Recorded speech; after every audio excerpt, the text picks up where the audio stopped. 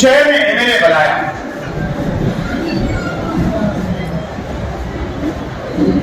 शहर का हर फैसला सर आपको पर। मैं आप वो बात सर पूछना चाहता हूं शहर के आवाम से। मैं शहर के आवाम से वो बात सर पूछना चाहता हूं कि 2009 से 2014 तक ये शहर को क्या मिला, क्या डेवलप हुआ, क्या कानूनी तरक्की हुई, क्या वादे किए गए। अगर एक आम इंसान का नुमाइंदा होता, एक आम इंसान का एमएलए होता, अगर वो वादा करता तो हम मान सकते थे कि सियासी लोग वादे से मुकर जाते हैं। लेकिन एक मुफ्ती, एक आलिम ने जो वादा किया था 5 साल वहां पर भी वो नाकाम रहे। उसको मौका मिला 2014 2019 तक मैं नहीं रहा, शहर ने मेरा साथ दिया। और मैंने क्या किया क्या आप जानते हैं, शहर जानता है, मुझे उसका कोई सबूत देने की जरूरत नहीं। मिसाल उर्दू है आपके सामने, आपके सामने, हिल स्टेशन बना आपके सामने, और तालीम के नाम पर जो मैंने किया वो भी शहर के सामने। मैं बहुत ज्यादा उसमें नहीं जाना चाहता हूं। 2019 आया, 2019 आया, मैं इलेक्शन हार गया। मैं आज तक परेशान हूं कि मैं इलेक्शन क्यों आया।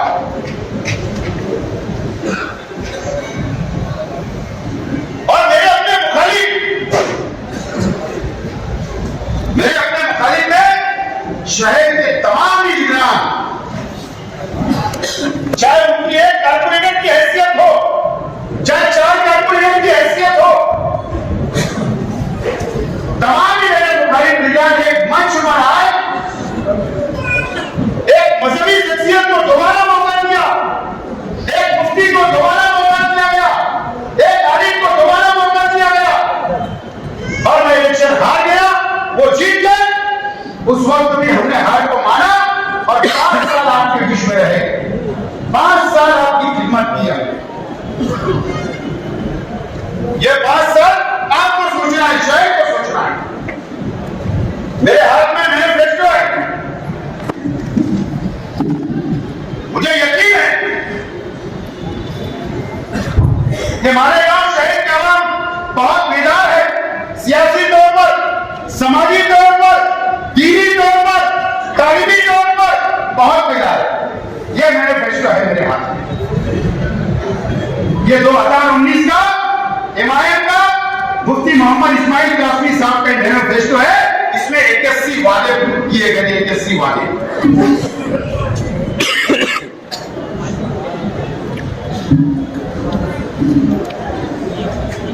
आज के एमएलए जामा मस्जिद के इमाम है, आज के एमएलए महाराष्ट्र के मदरसा बोर्ड के सदर है, लश्कर वाली ईदगाह के इमाम है, दारुल उलूम देवबंद के रुकन है, जमीयतुल उलमा के सदर है। और ना जाने मुझे याद नहीं है कि कितने उहदे मजहबी तौर पर उनके पास। मैं माफी के साथ बोल रहा हूं, यह शहर दीनी तौर पर बहुत बेदार है।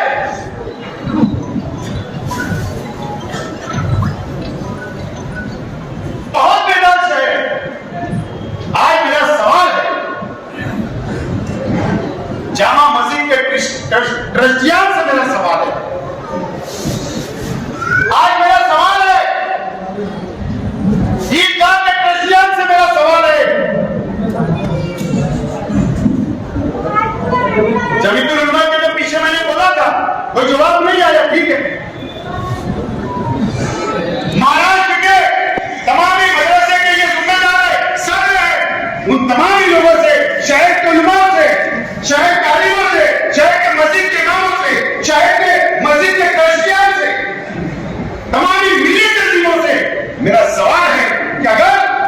उनसे चौराहे के ऊपर पूछिए, अगर इन्होंने इस मैनिफेस्टो पूरा किया होगा तो शेख हसीना इलेक्शन नहीं करेगा।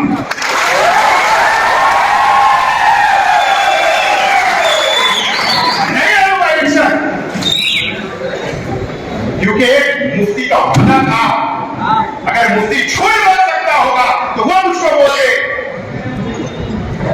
और अगर ये बता दो कि एक मुफ्ती कभी झूठ नहीं बोल सकता तो वो मुझे बता दो और शहीद को बता दो। इनके फतवे हम मानते,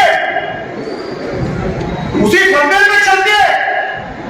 अगर कोई आलिम कोई मुफ्ती ने फतवा दे दिया तो हम उसको मानते हैं, उस पर चलते हैं। और ये जो झूठ बोला गया शहर से 5 साल जो धोखा दिया गया, इसका जवाब कौन देगा? ये सवाल आज मेरा।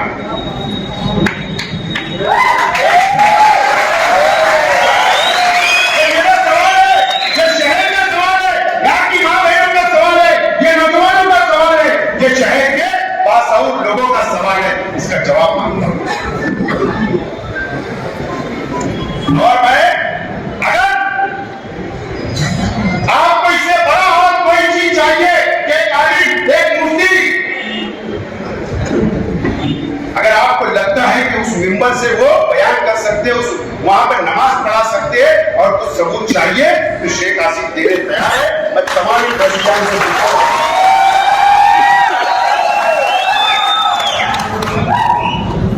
उससे भी मैं सबूत दूंगा। क्या मजबूरी है कि आप सवाल नहीं करते? क्यों ये शहर के बादशाह लोग सवाल नहीं करते? कब तक ये शहर को धोखा दिया जाएगा? कब तक धोखा दिया जाएगा? फतेह मोहम्मद साहब यहां बैठे, हाजी साहब इशार यात्री के सबसे सीनियर, इन्होंने तंजीमें चलाई है, आज तक सरपरस्ती कर रहे, इसी मैनिफेस्टो के अंदर आता है, इसी मैनिफेस्टो। ये लोग तो मेरे साथ थे। क्या वादा है? शाह बरादरी को विजय इंडी का दर्जा दिलाया जाएगा। ये वादा इस मैनिफेस्टो के अंदर किया गया। ये मेरे पास उसकी कॉपी। मेरा सवाल, क्या शाह बरादरी को विजय इंडी का सर्टिफिकेट मिला? क्या इन्होंने 5 साल में वादा पूरा किया? ये सबसे बड़ा झूठ है। ये 5 साल इन्होंने कुछ नहीं किया। मोहम्मद इस्माइल कासमी साहब, इसके अंदर एक कुरैश बरादरी के जिम्मेदार दिया, इनसे क्या मदद किया गया कि इनकी हिफाजत की जाएगी, मॉब लिंचिंग को रोका जाएगा। इसी के मैनिफेस्टो के अंदर बताइए कितनी मॉब लिंचिंग हुई, कितने कुरैशियों को मारा गया, कब आपके लिए नुमाइंदगी की गई? ये मेरा सवाल है। आप लोगों से भी, कुरैश बरादरी से भी, शाह बरादरी से भी मेरा अपना सवाल है। जो मैं आज इसके अंदर एक वादा था,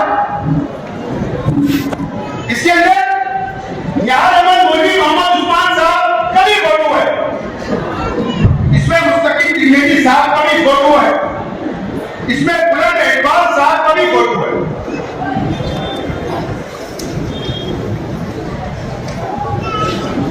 मेरा आज कल की जनता और आज की समाजवादी से मेरा सवाल, यह मैनिफेस्टो किसने बनाया? कौन था? आप ही लोग थे ना, आप ही लोगों ने इलेक्शन लड़ाया। इसके अंदर क्या लिखा है? साथी बुलंद इकबाल साहब के, जो मौलाना अली मियां नकवी लाइब्रेरी के सामने जो सेंटर है बुलंद इकबाल साहब के, वहां पे रोजगार के ट्रेनिंग सेंटर, ट्रेनिंग दी जाएगी मुस्लिम नौजवानों का, सरकारी नौकरियां दी जाएगी। ये वादा है। अल्लाह जन्नत नसीब करे बुलंद इकबाल साहब। अगर आप चल रहे हो और नहीं इसका भी जवाब आपको देना पड़ेगा। ये भी धोखा दिया गया एक मरहूम के नाम पर। ये शायद बहुत सारे 81 वादे बुनकर भाई, मैंने पहले भी कहा, अगर ये कोई भूल है उन्हें बुनकर भाई, तो ये मैनिफेस्टो आप उठाकर देखो कि आपसे क्या क्या वादे किए गए, आपसे क्या वादा वफा किया गया, ये भी आप देखो। मजदूरों से भी वादे किए गए, माठाड़ी बोर्ड के साथ तो बोर्ड बनाएंगे, कहा है? झोपड़पट्टी के अंदर 2 लाख विकास शामिल करेंगे, कहा है? मां बहन को रोजगार देंगे, कहा है? ये तमाम ही पढ़ू, मैं बहुत लंबी तकरीर नहीं करूंगा, रात निकल जाएगी, इतना बड़ा मैनिफेस्टो। और एक मुफ्ती एक आलिम ने वादा किया था शहर से। अब मुझे बताओ, मैं पूछना चाहता हूं लोगों से कि हिमायत के 2 एमएलए हैं, एक फारूक साहब, वो उनके हल्के में क्या कर रहे हैं, शहर और वहां के लोग देख रहे, मुझे कुछ नहीं बोलना।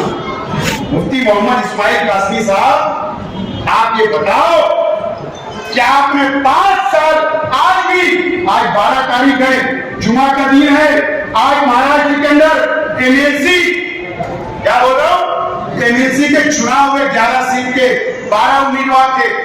ईमानदारी से बोलना, जामा मस्जिद के मेंबर पे खड़े रहकर बोलना, आपने किसको वोट किया?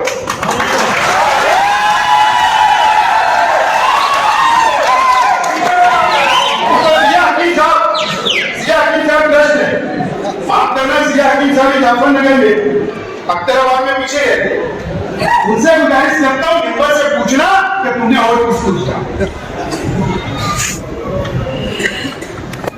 मुझे मालूम है बांद्रा के ताज होटल में कौन रुका था,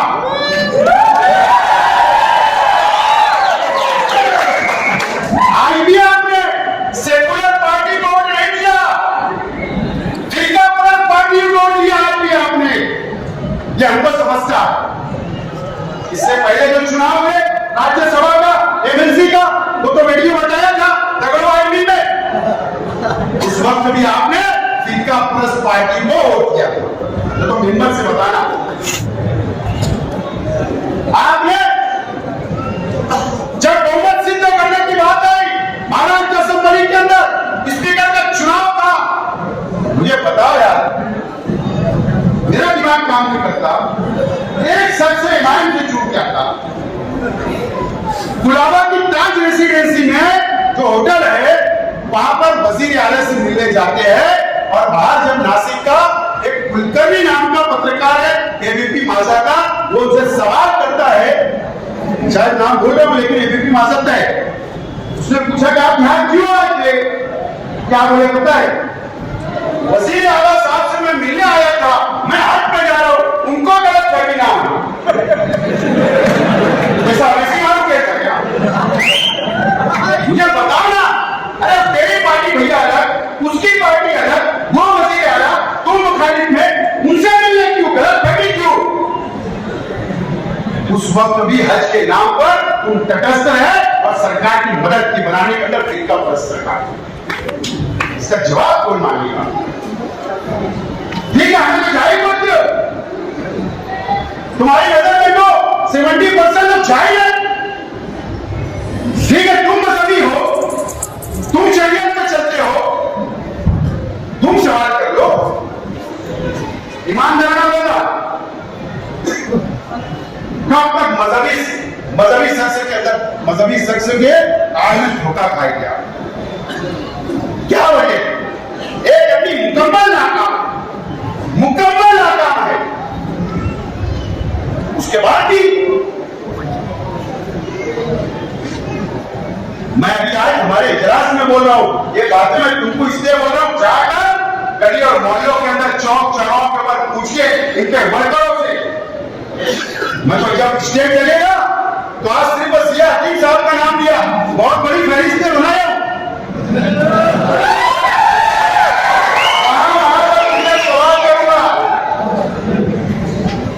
अगर आपका ज़मीर जिंदा है, अल्लाह का खौफ है, और आप अगर मजहबी सभी मुकामात के ट्रस्ट हो, जिम्मेदार हो, तो आपको पूछना पड़ेगा, सवाल करना पड़ेगा।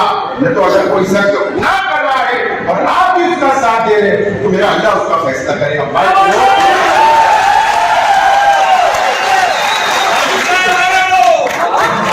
इसका मैं पोस्टमार्टम आगे करूंगा, इसका पोस्टमार्टम मैं जरूर आगे करूंगा। लेकिन आज मैं आपसे बोलना चाहता हूं, ये इजलास आज हमने किया थी, अल्लाह की तारीफ की, कुरान की आयत पढ़ी गई और हमारा मजहब हमें सिखाता है कोई काम की शुरुआत करो, किरत करो। ये आज आगाज है, हमने इलेक्शन की असेंबली की शुरुआत कर दी, इसलिए आज आपको जमा किया है। मैं तमाम वक्ताओं से कहना चाहूंगा, यहां से जाने के बाद आपको डर जाना, शहर में, मोहल्लों में, गलियों में, रिश्तेदारों में, दोस्तों में, मां बहनों में, और आज से डर के खड़े रहेंगे। 2024 का इलेक्शन हमको जीतना है, उसकी तैयारी 18 तारीख तक वोट बनाने का वक्त है। अपने घर में 10 साल की जो लोग हो गए उनकी वोट बनाओ, 5-6 दिन बचाए, बेदार हो जाओ, लड़ने के लिए तैयार हो जाओ। और इलेक्शन अभी मुहर्रम के बाद कायदा शेख रशीद साहब की कायदत पे अभी एक गाजिया माननीय साहब भी आ गए, कई जैसे मुकर्री रहनी सदर साहब है, कई लोग हैं हमारे मुकर्री है। एक हम मजबूत टीम तैयार करेंगे और मुहर्रम के बाद हमारी मां बहनों को भी इस मैनिफेस्टो और इनके काले कारनामे बताने की शुरुआत हम लोग करने जा रहे हैं। गली गली आप तमाम लोगों से कहें, जिनको भी टीका लेना है, लेडीज फीडिंग करना, 50 पियो, 100 पियो, 200 पियो, 500 की करो, 50 की हो तो बुलाइए, हम सब आएंगे और हम मीटिंगें लेंगे और जहर साजी करने का काम आज हम लोगों को शुरू करना पड़ेगा।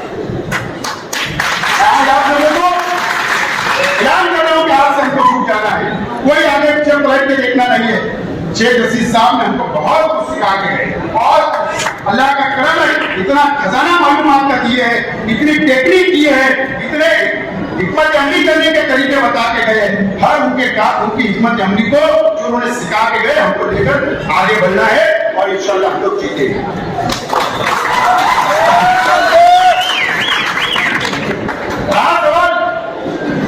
हम किस पार्टी से लड़े भाई? अभी मैं कम से कम 15 मिनट बोलूंगा।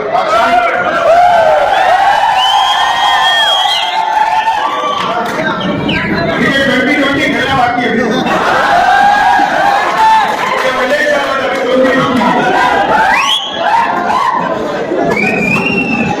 रहा सवाल कि हम किस पार्टी से असेंबली का इलेक्शन लड़ेंगे। एक तरफ एनडीए, दूसरी तरफ इंडिया, यानी यहां पर महाविकास आघाड़ी जिसको महाराष्ट्र में। हम शरद पवार साहब की राष्ट्रवादी कांग्रेस पार्टी का झंडा लेकर पार्लियामेंट का इलेक्शन लड़ा। जाहिर सी बात है, कई लोगों के जहन में सवाल है, कई लोगों के जहन में सवाल है कि हम किस पार्टी से इलेक्शन लड़ेंगे। जाहिर सी बात है, यहां पर सेटिंग सीट 2019 में मैं खुद कांग्रेस का उम्मीदवार था, कांग्रेस के टिकट पे है, लेकिन हमारी पार्टी हमने तब्दील कर दी। अब सेटिंग सीट है तो कांग्रेस भी मांगेगी, एक सीट हमको चाहिए, राष्ट्रवादी भी मांगेगी, हमको चाहिए, समाजवादी भी महाविकास आघाड़ी में है, वो भी बोलेंगे हमको ही दो, क्या करे भैया है सीट मांगी, वो भी मांगिए। अब शिवसेना उद्धव ठाकरे भी है, ठीक है, वो तो नहीं मांगेंगे, लेकिन 3 पार्टियां मांगेंगे।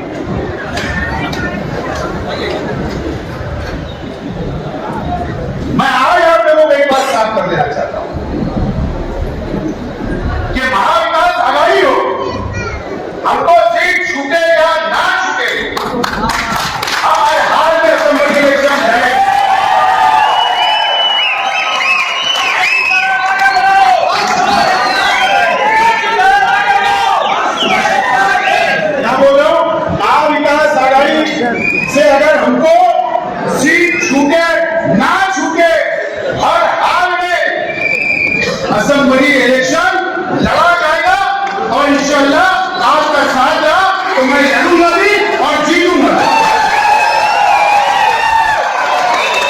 हमको लाइन बनाना है, सीट छूटे ना छूटे ऐसा समझ लो क्या आजाद है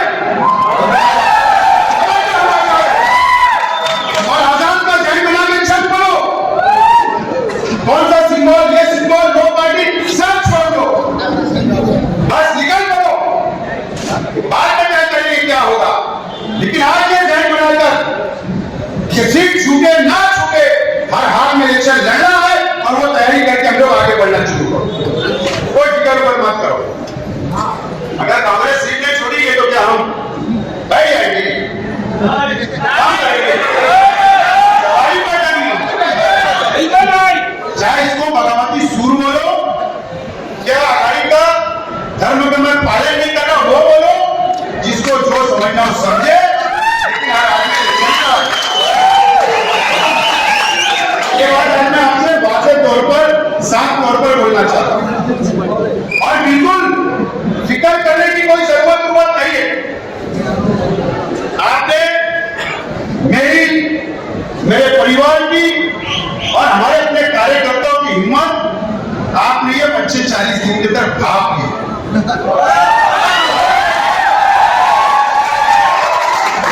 ये 25-40 दिन में तो खास तौर पे भाप ली।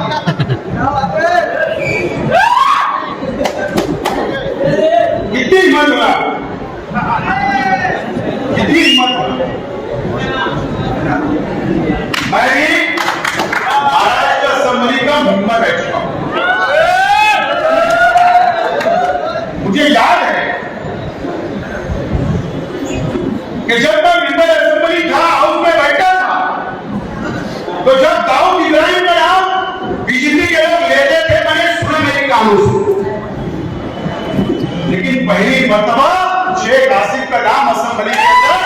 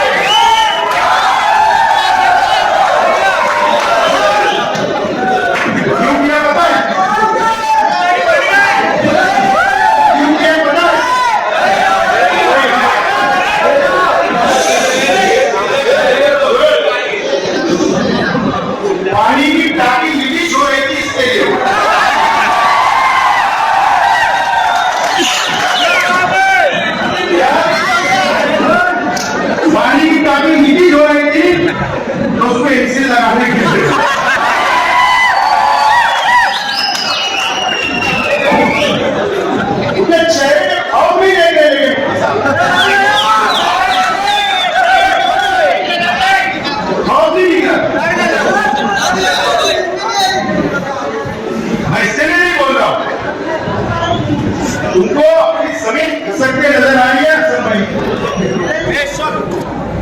तुमको अपनी जमीन खसकते नजर आ रही है।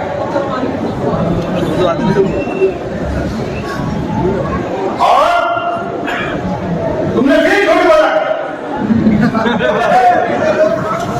ये क्या बोले थे चौक पे मैंने सवाल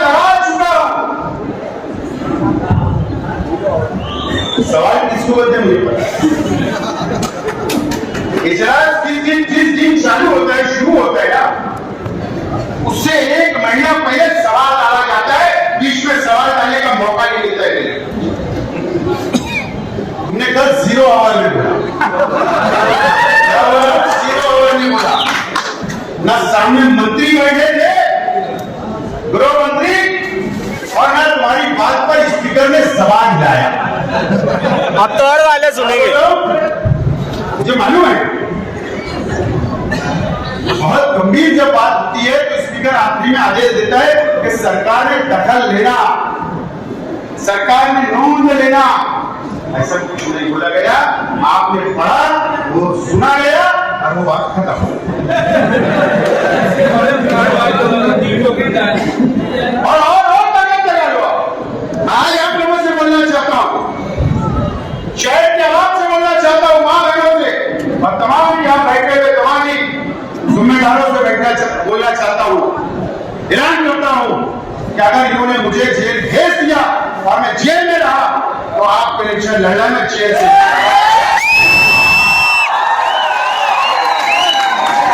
अगर इन्होंने जेल भेज दिया तो भागूंगा नहीं, जेल जाऊंगा, वहां से नॉमिनेशन करूंगा और आपको इलेक्शन लड़ना है, शहर को इलेक्शन लड़ना है और जेल में से बैठकर आपको मुझे जिताना है और मुझे उम्मीद है कि आप मुझे जिताओगे।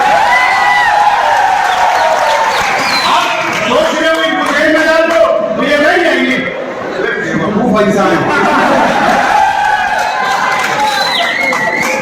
कभी ऐसा नहीं हो सकता, शेख हसीना की औलाद है, सामने कुश्ती नहीं बना के गया, क्या कुश्ती नहीं बना के गया। शेख हसीना सामने बहुत हिम्मत वाला बहादुर हमको बनाकर शेख हसीना साहब दुनिया से मैं बोल रहा हूँ, बिल्कुल डरना नहीं, जेल भी जाऊंगा तो तुमको डरना है, आए सब बंदोबस्त हो जाएगा।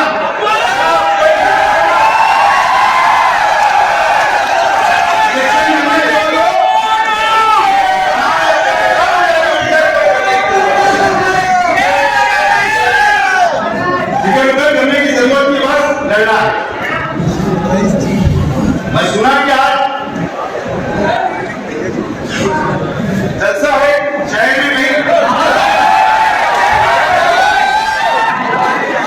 मुफ्ती साहब हाँ मुझे बताओ, ये शहर की लाखों और इस महाराष्ट्र की लाखों आवाम ने अपनी आंखों से देखा और पुलिस के रिकॉर्ड पर है, कोर्ट के रिकॉर्ड पर है कि क्रॉस फायरिंग हुई, वीडियो है। सरकार बेवकूफ है क्या? आप पुलिस को बेवकूफ समझते हो क्या? कि मैं असेंबली के अंदर बोल दूंगा, एक पार्टी बोल दूंगा, दूसरी पार्टी पता नहीं रहता। वहां बैठे हुए लोगों को पुलिस डिपार्टमेंट रिपोर्ट करते हैं, सब वहां पर ऑनलाइन जाता है। अगर आपको बोलना था ना, ईमानदारी अगर आप में होती, अगर आप बेईमान नहीं होते तो आप दोनों बात बोलते हैं कि दोनों पर इंक्वायरी होना चाहिए। आपने वैसा नहीं बोला, आपने वैसे ठीक है, आपको मुबारक। ऐसे आपकी डिमांड करने की कोई हमको जरूरत नहीं है, ना तुम्हारी कोई हमको मदद की जरूरत। तुमसे पहले मैंने लेटर बहुत सारे कर दिया, दिल्ली से नहीं जाएगा। स्पोर्ट्स मिनिस्टर से मिलने को एक बहाना था, धोनी ऐसी में काम करे। तुम अलग बात है कि आप दिल्ली के महाराष्ट्र सदन में नहीं रुकते, आपके लिए जन तो रुक जाता। कौन रूम बुक करते हैं मुझे नहीं बताइए। कौन आपको दिल्ली से फोन आता है, रात अर्जन डालो रात को 2 बजे, ये नहीं मालूम है। तो वही दिल्ली के अंदर मैं नहीं कहता, लेकिन मैं भी सदन में रुका।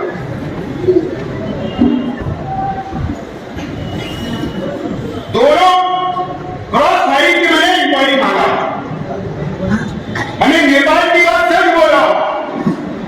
मैं चाहता हूं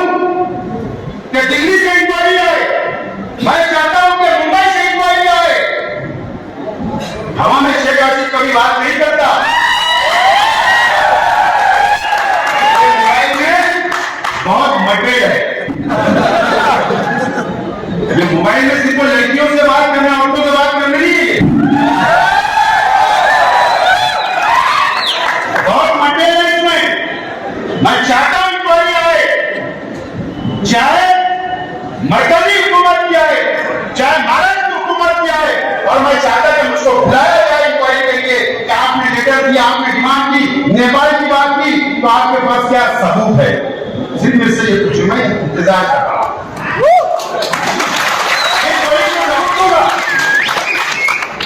पुलिस को सबूत दूंगा जब समझ में आएगा। मैं आगरा स्टेशन जा रहा हूं, मेरा शाहजहां ने मुमताज के लिए ताजमहल बनाया। शाहजहां ने मुमताज के लिए याद में खूबसूरत ताजमहल बनाया। पूरी दुनिया उसको देखने आती है, गोरे काले अंग्रेज सब आते हैं, मोहब्बत करने वाले भी वहां जाते हैं। लेकिन जो लोग गिनती औरतें करते हैं, शाह बानो जरा रिकॉर्डिंग अच्छी होगा, शाह बानो तीसरी औरत करने के बाद भी शहर को पता नहीं है, कुछ लोग तीसरी भी कर रहे हैं,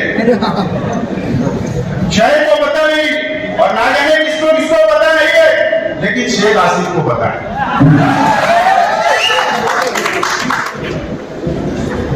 अरे मुमताज के लिए ताजमहल बनाया, तुम तीसरी औरत को बता दो मैंने किया, उसका नाम शाह बानो है, ये तो बता दो। और इससे आगे कुछ बोलना होगा, अगर उधर से जैसे सवाल आएंगे वैसे जवाब दूंगा। अभी सिर्फ मैं जवाब टेलर देके छोड़ रहा हूं, टेलर देके छोड़ो। शाह बानो रात जिम्मेदारी बोल रहा हूं, रात पढ़ नहीं है।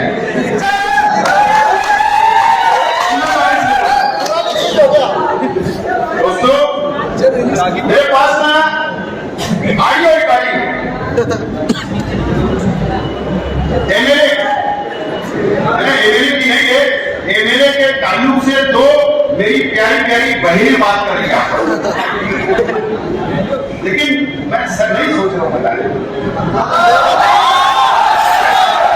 नहीं सोच रहा हूं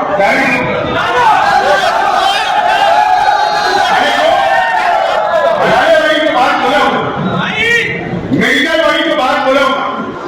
मेरे पास ऑडियो रिकॉर्डिंग मौजूद है, लेकिन मैं फिर रुक रहा हूं और फिर मैं लोगों को बोल रहा हूं कि इतने नीचे दर्जे की सियासत छोड़ दो,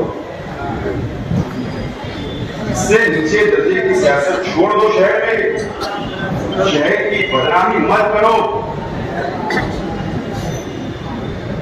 अगर तुम मेरे परिवार पे, मेरे कार्यकर्ताओं पे अगर झूठे इल्जाम लगाना बंद नहीं करे, अगर जाति दुश्मनी निकालना बंद नहीं करे, चाहे असेंबली में बोल के चाहे बाहर लेकर देकर, तो याद रखना मुझे मजबूर होना पड़ेगा। ऑडियो भी निकालूंगा और मालेगांव से लेकर नेपाल तक का भी मटेरियल जब मैं बाहर निकाला, और कुछ यहाँ के सियासी लोगों का मटेरियल अगर मैंने जिस दिन बाहर निकाला, याद रखना कि शायद इधर तुम मुंह बताने लायक नहीं होगी।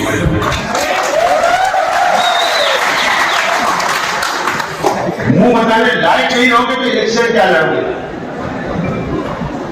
सब मेरे पास मटेरियल, लेकिन मैं इस शहर का यहाँ पैदा हुआ, इस शहर से प्यार करता, ये मस्जिद और मीनारे शहर को बदनाम नहीं होने देना चाहता, इसके लिए मैं रुक रहा हूं। और मैं क्रॉस साइड में भी बहुत सबूत है। कौन सा तरीदार आदमी मनमाड़ से यहां था उस दिन, उसके फोटो भी है, उसका नाम है, सब है। लेकिन मैं ये मानता हूं कि कोर्ट फैसला करेगी, पुलिस इंक्वायरी करेगी, पुलिस को जो सच होगा वो करे। आप क्या समझते हो? मेरी इंक्वायरी नहीं होगी? आप क्या समझते हो? इन्होंने तो कल बोला, मेरी तो एक हफ्ते से इंक्वायरी चल रही है, रोजाना मैं 3 दिन गया हूं पुलिस स्टेशन, मेरा जवाब हुआ है, जवाब मैंने नोट करवाया हूं। खालिद राजी ने भी अपना जवाब नोट करवाया, अकील चाचा ने भी उनका जवाब नोट करवाया। ये हमारी कोई नहीं चल रही। लेकिन पुलिस को अगर लगता है कि हम मुजरिम है तो कार्रवाई करें, लेकिन सबूत बताए, सबूत बताए, सबूत। अगर ये हजरत सोच रहे हो मैंने असेंबली में बोला तो पुलिस पकड़ेगी, जब से दाऊद संसद में बोला गया कि तब पुलिस को पकड़ा गया। तो ऐसा बोलने वाले से होता है सबूत लगते। तो मैं आज नहीं रुक रहा हूं, लेकिन आप लोगों से अपील करता हूं, मटेरियल मेरे पास बहुत है, पर आपको मैं एक बात बोलता हूं यार, इतना आदमी ईमानदार होना मुझे बताओ। मैं नाम लेकर बोलता हूं हुसैन शेख कपूर के हमारे तमामी भाइयों को 12 नवंबर हुआ, शहर में देखा मैं, ठीक है, मैं उनकी जातियात पे ऐसा नहीं बोलूं, कोई याद दिला रहा, इनके ऊपर केस दाखिल हुआ, इनके घर के 2-3 लोगों के ऊपर केस दाखिल हुआ, ये फरार थे। मैं जिम्मेदारी से बोल रहा हूं और मैं तुमसे जाके पूछ रहा कि सरकार का छगन भुजबल साहब मंत्री थे, मैं वहां गया लेकर, मंत्रालय लेकर गया, पुलिस स्टेशन लेकर गया, कोर्ट में लेकर गया, वकील के पास से गया और उनकी जमानत करवाई, मदद की मदद, सब मदद करने के बाद ठीक आपको जा रहे हैं, आपको हक है, मैं इसके लिए नहीं बोल रहा हूं, लेकिन तुमने भी एक मर्यादा रखना चाहिए। तो दीन तो सब जानते हैं, दीन तो सबके पलटते हैं, धूप और छांव होती है, लेकिन ये तरीका इस शहर के अंदर बराबर नहीं है। अगर अपने आप को बहुत मजहबी तंजीमों के जिम्मेदार बोलते हो तो कम से कम अपनी खुद की इस्लाह करो।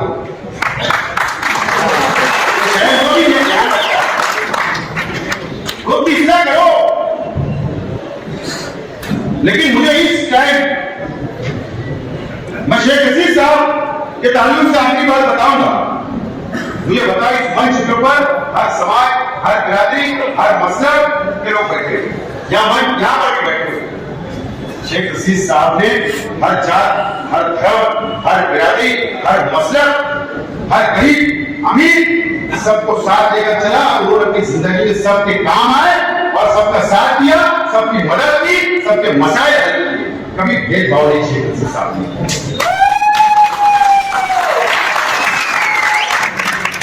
अगर किसी का भी शेख रशीद साहब ने काम किया होगा एक बार बराबर भी, तो आज आप लोगों से अपील करता हूं कि आप हमारे साथ खड़े हो जाओ। शेख रशीद साहब की तरह मैं भी काम करूंगा, मेरा परिवार भी आपके साथ खड़ा रहेगा, मैं भी आपको लेकर चलूंगा, मैं भी कोई भेदभाव नहीं करता और मैं इंशाल्लाह करूंगा, सबको साथ लेकर चलूंगा। मैं मजहबी तंजीमों से, शहर के तमाम लोगों से बोलना चाहूंगा कि इसका सबूत, इसका जवाब चाहिए। एक आलिम ने झूठ बोला है, शहर को धोखा दिया है, करप्शन किया है, बेईमानी की है, उलमाओं के साथ क्या, हाफिजों के साथ क्या, मजदूरों के साथ क्या, शहर के गरीबों के साथ क्या, अमीरों के साथ क्या, बहुत बड़ा धोखा ये। यार इसके ऊपर फतवा दे दो, अगर फतवा आ जाएगा कि नहीं वो झूठ बोल सकते तो मैं उंगली मारी से मांगा ये चलता रहेगा और ये कब तक चलेगा, कब तक, कहीं तो इसको रुकना चाहिए। तो बस यही गुजारिश है, हमारा ये जो भिड़ावा है, ये इजलास है, ये हमारे जाबाज कार्यकर्ताओं का बहुत जाबाज